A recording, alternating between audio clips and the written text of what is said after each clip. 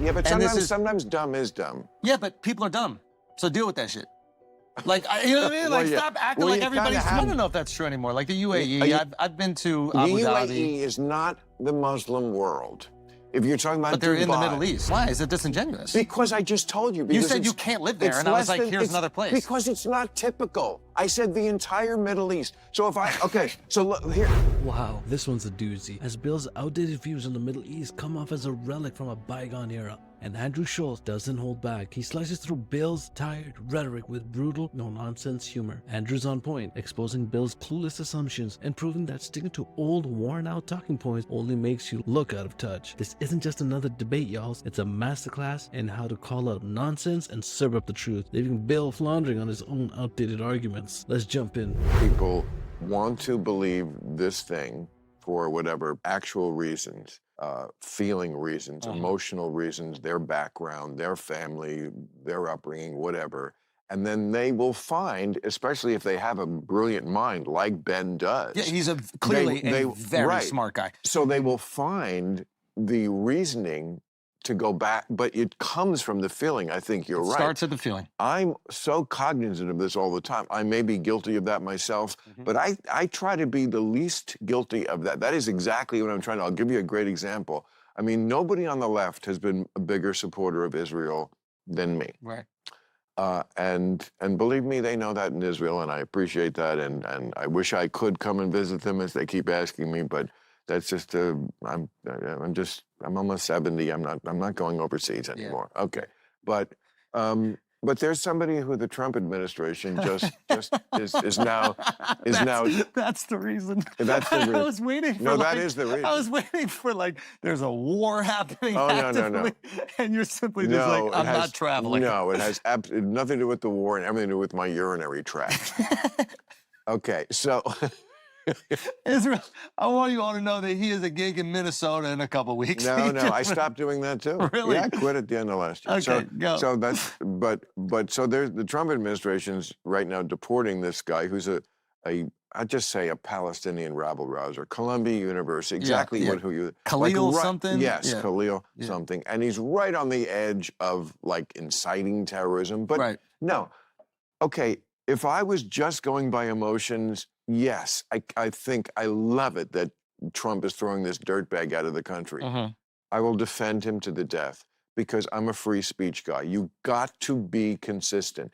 If I'm always on the right for what they're doing against free speech, which I am, and way always on the left. I mean, you said woke. I don't want to talk about woke. I'm always with the woke. The woke hate me more than anybody for good reason. Because when I stick that into them when they deserve it, it goes right to the bone, which it should, because they don't believe in it either. So here's a case where, yes, emotionally, because I'm a supporter of Israel, I would like to see this guy out of the country. No, you can't just throw people out because you don't like their speech. Especially if you give them or you grant them some form of, I don't know if he had a citizenship, maybe a visa or something like that, but you're essentially giving this... Green card. He has a green card. So if he has a green card, you're giving them the opportunities to be an American, exist as an American for this amount of years. But if you have the green card, you do have the same rights as an American citizen. That's what I'm saying. You're right, okay. So we have to give that person those rights. You have to. As annoying as that is. As annoying as it is. You probably should have looked into his resume before you gave him the green card. Because that's always what... And it's very hard to... I would say not more than 20% of the people in this country can you get on that opinion. Everybody else is just always going to go right to defending the speech of the people they like. Yes, this is what we constantly do. We're hypocrites, but like... Such hypocrites. But this is the thing, we have to like... This is where it gets frustrating, these arguments, is like, if we know we're hypocrites, we can't cry about it. We have to meet people where they are. Correct. Right? So like, I mean, I'm sure you've seen on Twitter, like everybody's talking about, Israel, and like, it seems like there's waning support in America for Israel. Oh, absolutely. So here's an example, which you hear people say all the time, like, obviously the politicians have no clue how to communicate, most of them, and they're just like, well, this is our closest ally. And then you get asked why, and they go, oh, they don't know, because they're just being told that they're the closest ally. Well, closest ally in the Middle East. Regardless of what it is. It's like, I think... Well, that's very important. They're the closest ally in the Middle East because they're the only country in the entire Middle East that anyone in this country, these hypocrites, would even survive for a week in. You wouldn't want to live. I don't know if that's true anymore. Like the UAE, I've been to Abu The Dhabi. UAE is not the Muslim world. If you're talking about But they're Dubai, in the Middle East. That's what you're talking about. But you're talking about a tiny, tiny percentage of what typical life is like in 60 Muslim countries. You're talking about a little enclave that they carved out so Westerners could come and spend their money. Right. We're talking about far less than 1% of the way life is like. You would not want to live even in a moderate country like Jordan. And your wife certainly wouldn't enjoy living there. Yeah. Okay? You're making logical points. Well, these are factual points. Yeah, sure, they're factual. But, they are. Yeah, but it doesn't matter. It's like I gave you another option that is true. Well, but it's I think, matter of fact, I would even argue that life is more relatable to the average American in the UAE or in Dubai than it is in... Again, but it's a disingenuous argument. Why is it disingenuous? Because I just told you. You said you can't live there, and I was like, here's another place. Because it's not typical. I said the entire Middle East. So if I... Okay, so look, here... Okay. Here's the thing. Here, all right. If I say, you have to move somewhere in America, and I'm going to throw a dart at a map with a blindfold on, and...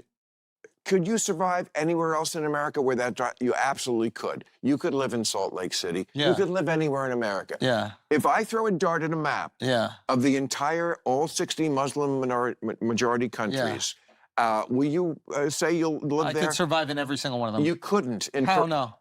What? How could I not? I'm not a gay guy. Like I'm not, I could live in any single one of them. In Kabul, your wife would have to wear a head-to-toe burqa every... That's on her. Okay. So you're talking about me surviving. You're like, I could live very comfortably in every single country. Like, again, let's not move the goalposts. You're asking if I could live comfortably. You could live with yourself knowing that that's how women are treated in your world. I hate this moral argument. Like, we give a fuck about women around the world. Like, no, but this is like... Yeah, you said you'd be happy. This is such a bullshit argument. This is such a bullshit argument. No, I didn't say happy. I said I could live. You keep moving the goalposts. Okay, cool. I'm sorry. Let's stay on what you say. I could live easily in every single one of the countries outside of the wars that are existing. But you're saying in peacetime? Easily? Easily. You live easily. You could easily live in Kabul, Afghanistan. Is there war happening? Is the Taliban doing their thing? No war. No war. So the war's over. War's over? I could kick it in Kabul for a month easy. Enjoying life. Now, am I doing stand-up every night? No. But could I take a little vacation? I don't know if you're kidding with me. I'm just telling you, I think it... I'll give you two options. Either you're kidding or this is stupid. Well, that's this pretentious ass shit. It's not pretentious. You're doing the thing that it's not pretentious. You are doing the that thing. You could live in Kabul and be happy, or get by, or you could it'd be no big deal. You're doing this thing that gets. It's not virtue signaling to say. I didn't say virtue signaling, but that is, if you don't agree with me, you're dumb. Is why Trump is elected, and this is what Democrats do. Yeah, but sometimes dumb is dumb. Yeah, but people are dumb, so deal with that shit. Like, you know what I mean? Like, stop acting like everybody's smart. Like, this is the problem, is like, you have all these people that go to Ivy League schools, and they're like, we know better than everybody else, and we'll just tell you what to do, and you guys are all stupid, and I know you feel like you want this, but you don't really want this, and if you disagree with me, you're an idiot. Then all of a sudden they go, you know what? You guys, I'm voting for that one. And it's very simple. Yeah, that's true, too. So we can't speak down to people if we know that they're going to react emotionally. I guess what I'm trying to say is, even with the like, for example, the Israel conversation, right? So if I know people are reacting emotionally to this, right? Who is the burden on, if we have this deep connection with Israel, which I believe we do, right? I think the burden is on Israel to prove to the American people, who definitely they rely on for support in this conflict. I think that the burden is on them to communicate to the American people why it's advantageous to America to continue to support them. Like, and if they can't communicate a reason, you can't be upset at the American people for being confused about it. We have that same energy towards Ukraine. We go, wait a minute, they're getting how many $1 billion?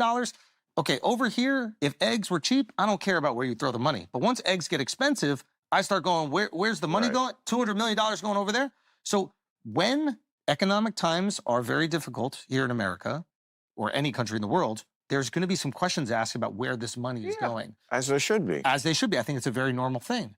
And unfortunately for Jews, when economic times turn shitty in countries, people start looking and they go, I think it might be their fault. Andrew ends this exchange by ripping apart Bill's double standards in a way that's both sharp and hilarious. First, Bill talks about how unlivable war-torn parts of Middle East are, while Andrew calls BS, showing that with the right mindset and adaptability, people manage to survive and even thrive in places others would dare visit. Secondly, Bill's outdated one-dimensional view of the region gets destroyed as Andrew exposes the complexities Bill clearly isn't aware of. Finally, Andrew exposes Bill's hypocrisy in real time. He'll demand high standards for some countries while letting his own biases slip through the cracks. It's clear, Bill's stuck in the past, and it doesn't help that he's 70, and Andrew's bringing us the truth. So here's a question for y'all. Is Bill just holding on to outdated views, or is there a hidden truth in his take? Let me know down in the comments what y'all think. Don't forget to like, share. I hope to catch y'all on the next one. Cheers.